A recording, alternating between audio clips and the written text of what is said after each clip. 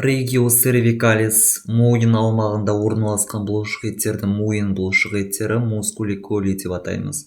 Топографиялық орналасуына қарай мойын бұлшықеттері беткей орналасқан бұлшықеттер, ортаңғы топ бұлшықеттері және тереңде орналасқан бұлшықеттер деп үш топқа бөлінеді. Мойынның беткей орналасқан бұлшықеттерінен негізінен екі бұлшықетті жатқызамыз.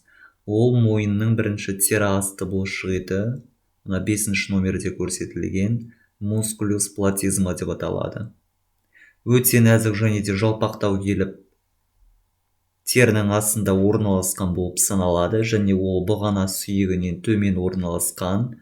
Мына кеуденің беткей шандырынан басталып, өрлеме бағытта өтіп, төменгі жақ сүйегінің тұсында оның латеральды бұлшықет талшықтары меншікті шайнау бұлшықетінің және қалқанша безінің шандырына ұласады, ал медиальды бұлшықеттік талшықтарына келетін болсақ, ол мына жерде орналасатын ауыз езуінің маңында ерінді төмен түсіретін бұлшықет мускулюс депрессор лаби инферioris және күлкі бұлшықеті мускулюс ресориусқа қарай ұласатын болып табылады.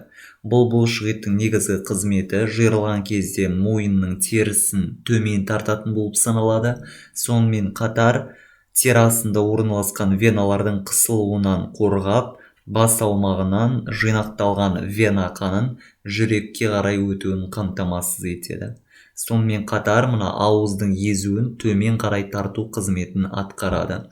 Келесі бұлшықет мускулюс стерноклейдомастоидеус, төс бұғана емізіктік бұлшықет деп аталады, 6-шы номерде көрсетілген. Бұл мойынның бүйір қапталында орналасқан, жиырылған кезде өте айқын байқалатын бұлшықет болып табылады. Ең ірі бұлшықет.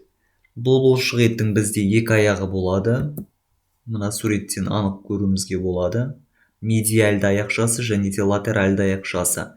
Медиальды аяқшасы төс сүйегінің алдыңғы бетінен бастау алады, ал латеральды аяқшасына келетін болсақ, ол бұғана сүйегінің төстік шеті экстремитас стерналистен бастау алады.